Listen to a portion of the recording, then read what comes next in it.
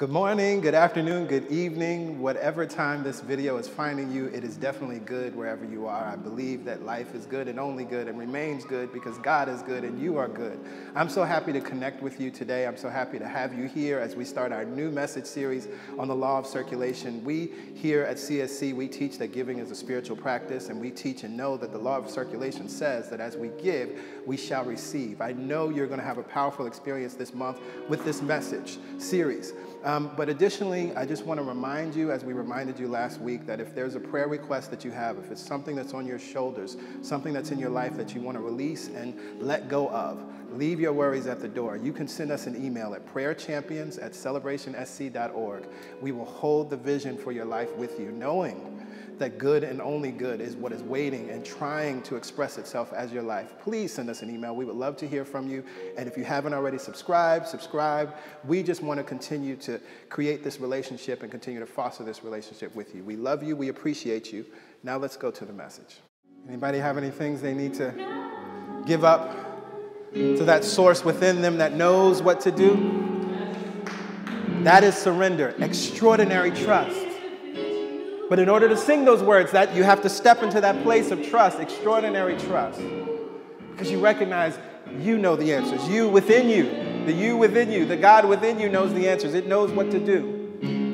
And as soon as you say, I give it to you, you know what to do, all of a sudden it rushes in with the answer. It rushes in with the solution. It rushes in with the idea. It rushes in with the people. It rushes in with the resources. I love that song. I love that song. Powerful, powerful, powerful. Well, good morning, Celebration Spiritual Center. How are we all feeling? Beautiful. I'm excited because it is November, which means it's a new month and it's a new series. The law of circulation. As we give, we receive. Thank you, Pastor Yolanda, for sharing us the synopsis of the series. I believe this can transform and liberate your life as we look at what giving really means, giving with our finances, what that really means. So we're going to jump right in. The law of circulation. What is the definition of the law of circulation? The simplest definition that we use here at CSC is, as we give, we receive. Now, what's interesting, we call it the law of circulation, so it sounds really formal, but it could be called anything. You may have heard it just known as the law of giving and receiving. You may have heard it as the law of divine compensation, or even the golden rule. The golden rule really it points to the same thing of giving and receiving. If you study the Kabbalion, and we talked about the Kabbalion a few months ago, giving and receiving is really about cause and effect. The principle of cause and effect. For every cause, there is an effect. For every effect, there is a cause. As we give, we receive. And so I thought first, as we're talking about the law of circulation, and we just have to sort of establish what we're talking about, I realized that actually the principle of correspondence would be helpful. The principle of correspondence says that as above, so below. As below, so above. Another way we could say that is as within, so without. As without, so within. So that means whatever is true on the highest cosmic level is also true on this level. Whatever is true outside of you is also being expressed and true within you. And so it reminded me of breathing. Because I think breathing really demonstrates what the law of circulation of what giving and receiving is about, right? That we inhale, we receive. We exhale, and we give back to the earth. Yes, yes? As we give, we receive. Really simple, right? That's what giving and receiving is. And what's interesting about that is, if you hold your breath, what happens? You can't receive. And ultimately, if you hold your breath long enough, you won't be here any longer. And so this is why the law of circulation is important, because I think, and as we talked about in the synopsis, you know, churches have used shame, they've used fear, they've used guilt to get you to use your finances in a certain way. And so for that reason, many of us, myself included, have for many years not given of our finances because it's like, I'm not about that. I know that's wrong. They're crooks, whatever, right? But the problem with that is it's just like holding your breath if you're not giving at all, right? We can have the awareness and understand, oh, well, those people are using fear and guilt to get me to give. I'm not going to give there. Wonderful. But what many of us do is then we don't give anywhere else. And what that is that's the equivalent of holding your breath. Because we recognize there's a giving and receiving and breathing. And if we hold our breath, we can't receive the things that we need. We can look at how our blood works, which again is actually tied to our breath, the circulation of our blood. We have this vast system of veins and arteries and capillaries, and it's beautiful as we breathe in oxygen. That oxygen goes through the capillaries in our lungs, and then that's transported all throughout our body and brings oxygen. And furthermore, as we're exhaling, it's then pulling the carbon dioxide out of our blood so that we can exhale it, right? Because it's not good for us, but it's good for the trees. Wonderful, right? That's the giving and receiving. And so this series is a teaching on giving. And as I said, many of us have experienced and seen or heard about, shame and fear being used for giving. But again, what we teach here at CSC is that giving is a spiritual practice. And we teach that to not give is actually missing out on something very profound, like to not breathe is to miss out on something very profound. But what I understand is that giving starts with our thinking. That we cannot really talk about the law of circulation. We can't really get into how we use our finances or not until we deal with our thinking first. We have to establish a foundation of what is absolutely true. Then we can understand and see what's going on as we move throughout the weeks, right? And so when we talk about giving and about our finances, there is something that we have to be clear about. There's something that we have to be clear about: who and what is source. Who and what is God? Who and what and where is source, or where is God? Because what I've come to understand is that many of us have made resources our source. And so that's why the title of this message is, the title of the message is Source or Resource. And we must get really clear about that first before we can talk about giving. Now, what do I mean by source or resource? Well, the source is the cause. The source is the unlimited, ever-giving thing, right? The resource is the means, mode, way, system, device, or course that the source uses to bring whatever it is to you. But again, I believe that we've confused resources with the source. What do I mean? Well, our jobs are a resource. Wherever we're employed, however we're employed, that's a resource, that's a channel, that's a pathway, that's a system, that's a mode, but it's not the source. But when we lose our jobs, I've experienced layoffs. In that moment, it feels like, oh no, the source is gone. But that's not true, because who and what is the source, right? This is why we sang the song today, I give this to you, recognizing who is the you that we're talking about. The you is the well that won't run dry. The you is that expressed itself as that job, expressed itself as that source of income, but is not the source itself. And it must be that way, because if the first job you ever had was the source, when that's gone, then there is no source. Yes, yes? But we recognize that behind that is the source. Everything else is a resource. And an example I thought about, and I think this is powerful, right? Source versus resource. Source versus resource. So Google, we all know what Google is. Google is a powerful source of information, right? You can type anything into Google and you can get information, right? You can get maps, you can get directions, you can get phone numbers, addresses. You can ask Google what is 2 + 2, and it'll tell you it's 4. You can even ask Google more complicated mathematical equations. It'll give you the answer. Google will give you a synopsis from Wikipedia about some famous person. Whatever, kids now use Google like we used to use encyclopedias and the almanac. Like, Google is everything, right? It's a powerful source of information.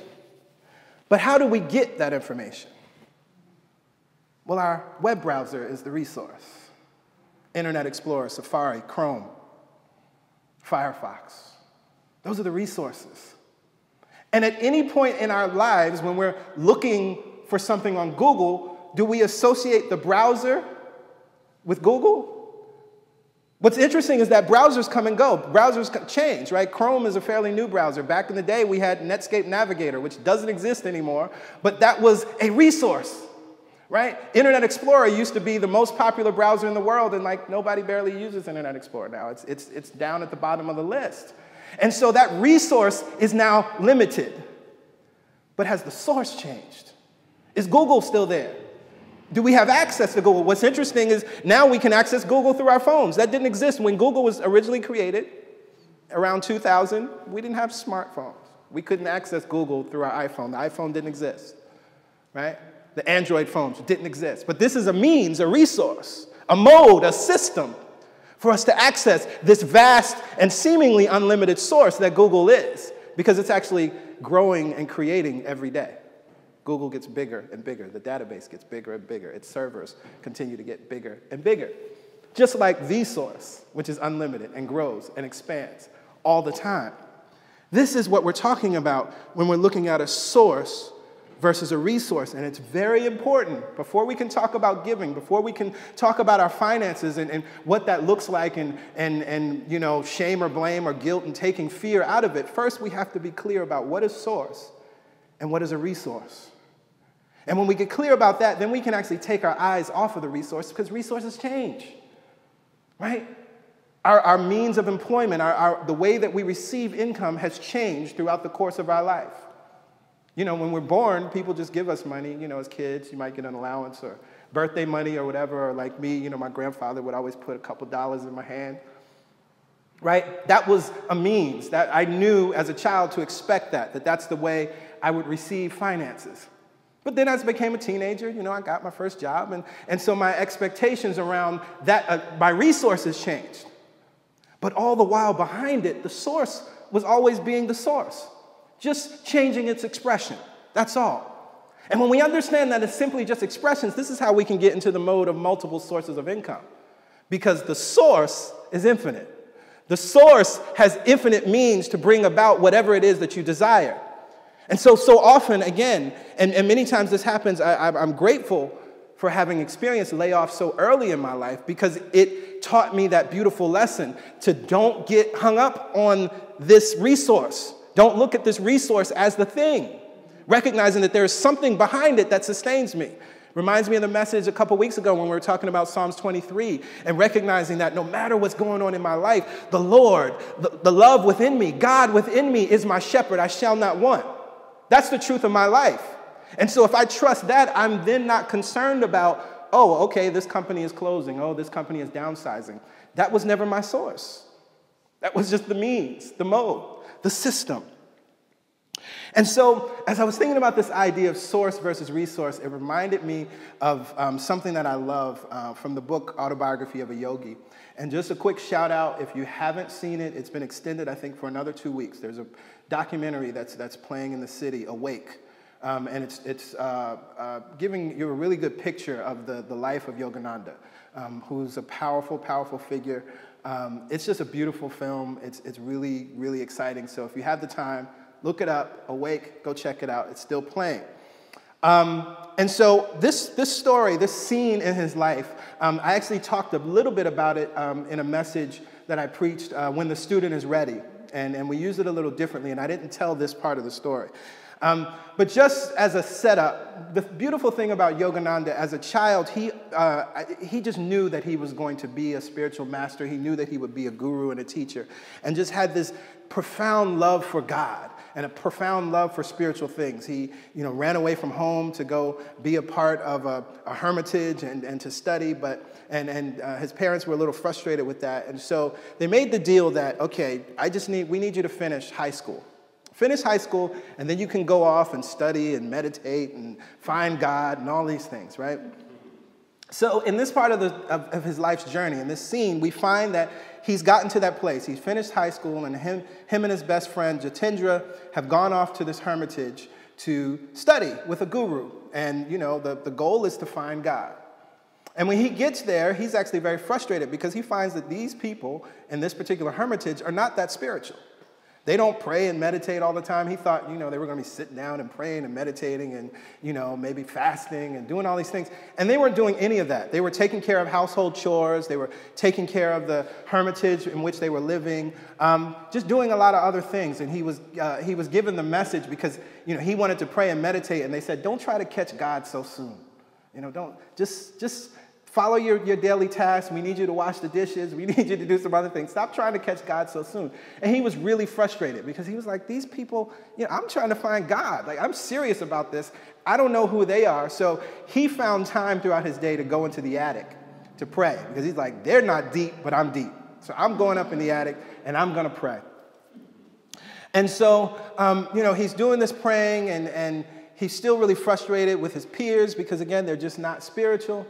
And so then he decides, after having a conversation with his guru, his teacher was telling him that he needed to give up a few things because Yogananda, his given name was Mukunda, and so he's referred to by that name at that time. But he was told that, you're a little too spoiled, that he came from a family of means, so his father would send him money.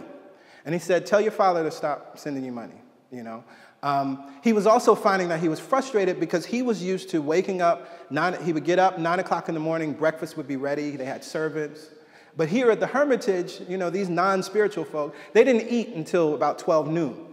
So his eating schedule was 3 hours off, and he was used to, if his breakfast was just a little bit late, he could scold the servants, That's the place that he came from, and now all of a sudden, he can't eat until 12 noon. He's frustrated. And again, his guru is telling him, well, maybe, just learn to be okay with things as they are. And so he took that to heart and he said, you know what I'm going to do? I'm going to fast. This is the only way that I can really, I realize I need to get used to this new way of being because I was used to getting my breakfast when I wanted to and I could scold my servants and I want to be spiritual, so let me fast. Well, it just so happened that the day that he decided to fast, his guru had gone away, and they were expecting him back. I'm sorry, I should go back. He fasted for 24 hours. So the next day, they expected his guru to arrive back that morning, but he was delayed. He was actually delayed until the late evening. And the practice was that no one could eat until the guru arrived back into the Hermitage. So now, not only had he fasted for 24 hours, but he had fasted now for really 48 hours. And his guru comes back and arrives late in the evening and doesn't eat, which means nobody else does. So then it's the next day, everybody eats. And he's noticing his teacher is not really, eating as if he was famished. Like, you recognize that his guru had also not eaten because based on the rituals and the ceremonies that he had to follow, the sort of rites that he had to follow, he couldn't eat while he was on the train. So you would think that he would have also been really famished and kind of like, oh my God, I'm so glad to have this meal. But he was kind of like, I could take it or leave it. He wasn't eating from a place of being super hungry.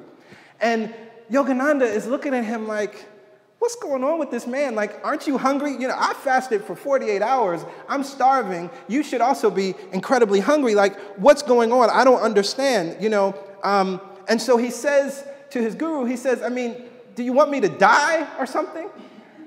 And so this is where we are in the story, and this is how Yogananda writes it. His guru then replies, die then. This alarming counsel split the air. Die if you must, Mukunda. Never admit that you live by the power of food and not by the power of God. He has created every form of nourishment. He who has bestowed appetite will certainly see that his devotee is sustained. Do not imagine that rice maintains you or that money or men support you. Could they aid if the Lord withdraws your life breath? They are his indirect instruments merely. Is it by any skill of yours that your food digests in your stomach? Use the sword of your discrimination, Mukunda. Cut through the chains of agency and perceive the single cause. I found his words incisive, entering some deep marrow. Gone was an age-old delusion by which bodily imperatives outwit the soul. There and then I tasted the Spirit's all-sufficiency. Perceive the single cause. Excuse me. This was the lesson that Yogananda learned, and he says that he was glad that he learned the lesson because it helped him as he traveled all over the world, and many times he couldn't eat. But he had learned this powerful lesson where his teacher says, do not imagine that rice maintains you or that money or men support you. These are just modes, these are just means, these are just instruments, as his teacher says, that the all uses, that the source uses. These are just resources. It's powerful to think about because we recognize as we talk about cause and effect, everything we see is because it exists in the non-physical first. It exists in mind. It exists as a thought. I love the idea to think about we don't have eyes because we see. We see. We don't have eyes because we see. We have eyes because seeing is the reality in the non-physical. That's the cause. So because there is sight in the non-physical, then we produce eyes. Because hearing is a cause, a non-physical reality, we have ears to hear. So we recognize that our sustenance, what sustains us, our source, because source is, then we have all of these different means and modes by which we can receive. But we don't get hung up on the means and modes because they change. They change every day. It's one of the reasons why I love living in this particular time in the 21st century, because there are more millionaires than ever. Now, some would say that's a problem, but the reason why it's powerful is look at the ways in which it's happening. There used to only be a limited amount of ways that you could become a millionaire on this earth. There used to be a limited amount of ways that you could become successful in this earth, but we're finding people at 19, at 20, becoming billionaires, actually. There was a powerful study that I read recently. There are now more billionaires on the earth than ever before. Which to me, again, excites me because that expresses expansion to me. So often we hear people, talking about the 1% as if it's a problem. But if that class is growing, that is showing me possibility, that there are more people on the earth that believe what is possible to receive, to create. And these billionaires overwhelmingly are self-made. That's the other beautiful part about it. Recognizing that they believe something to be true within themselves, had an idea, persisted, and created something powerful. And so we recognize that we must, like Yogananda, understand the difference between source or resource. And I know that each of us have experiences and circumstances in our life right now where part of what doesn't feel good is we're trying to make the resource our source, or we thought that the resource was our source. We can go to relationships. It's the same thing.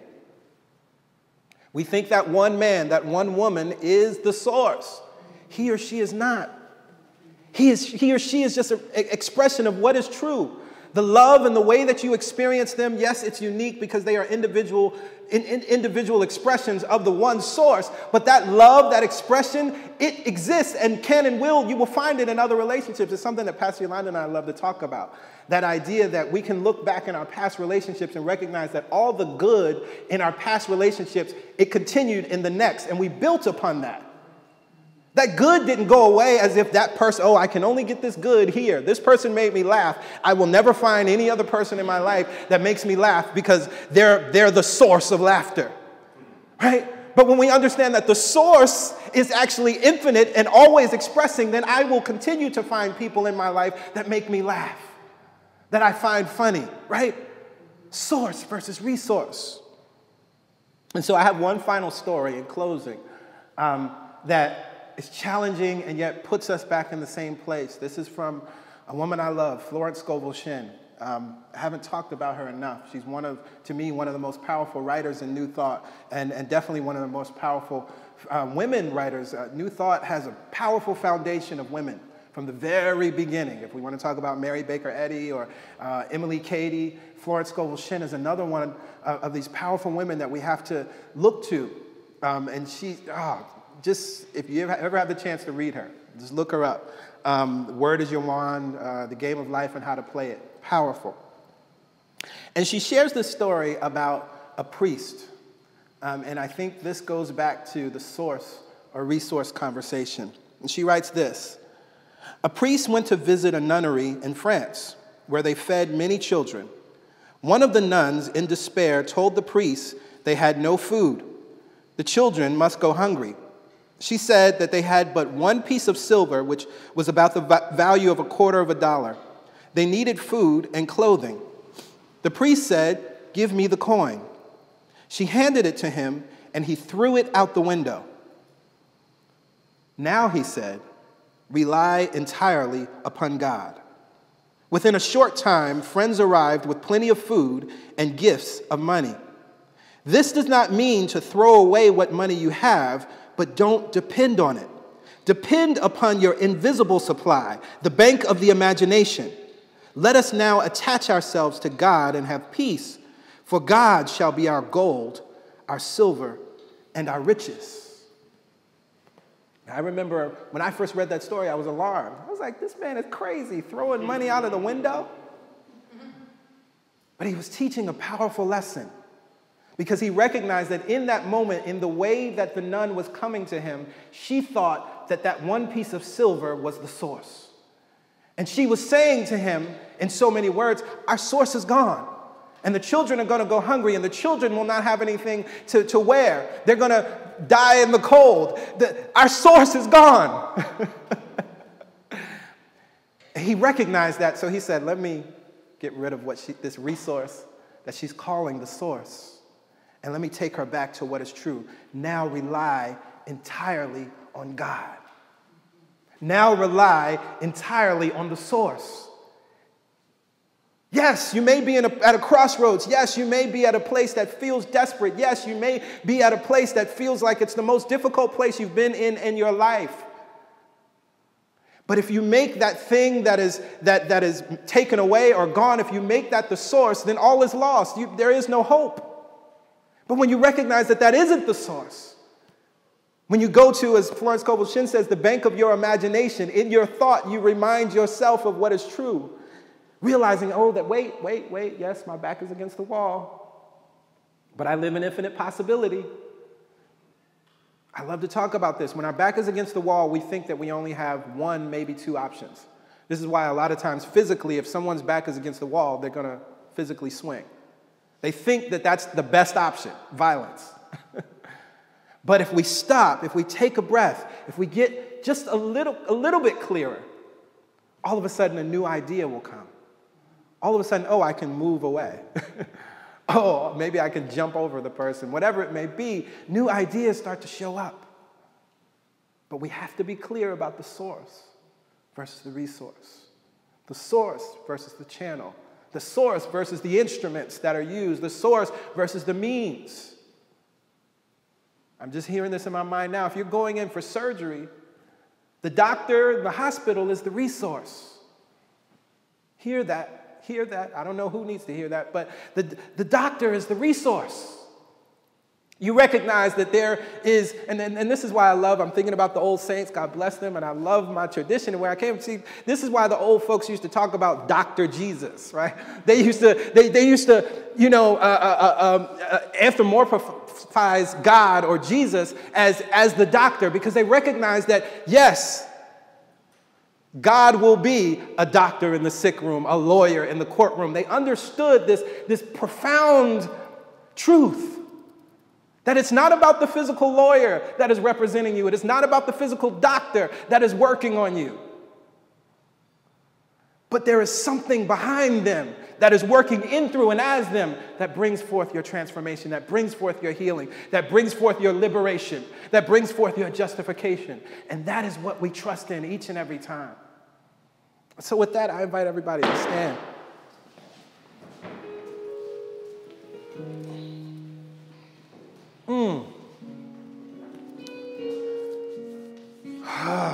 In this moment, we call just one challenge to our mind. We call just one difficulty to our mind.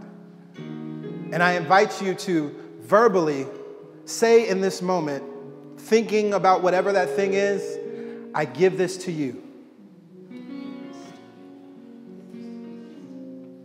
And the you that we speak of is the source. We recognize that many times we have given our problems, circumstances, and difficulty to the resource. And then when the resource proved that it was limited, because it is, then we got frustrated. Then we felt we were in despair. Then we felt that all is lost.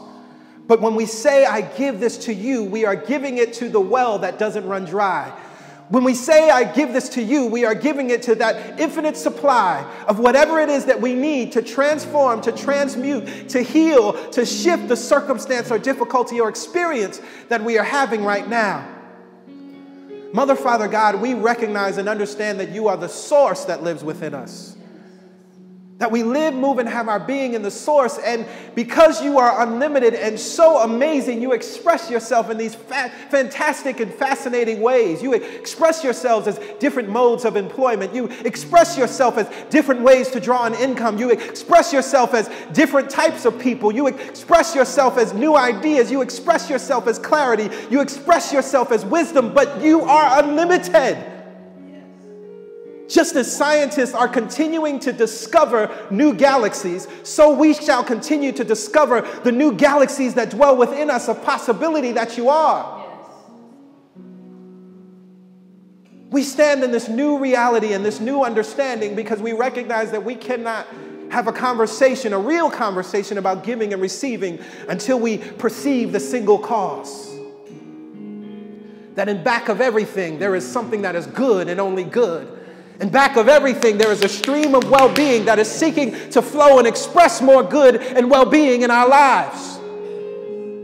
That is what we hold on to today. That is what we shall hold on to and focus on as we move throughout our week. And at any point that a limited resource proves itself to be limited, we bless it, we thank it, and we look for the next resource. Because we know that there is just a new expression of the all that is coming forth in our lives, and we get to learn and experience and get even more intimate with the source in this new and more profound way. I speak a word of encouragement and blessing over each and every soul in this space and within the sound of my voice. The source wants to be your source. Yes. The source wants to show you how magnificent it is. The source wants to prove to you its infinity. The source wants to remind you that it's got your back.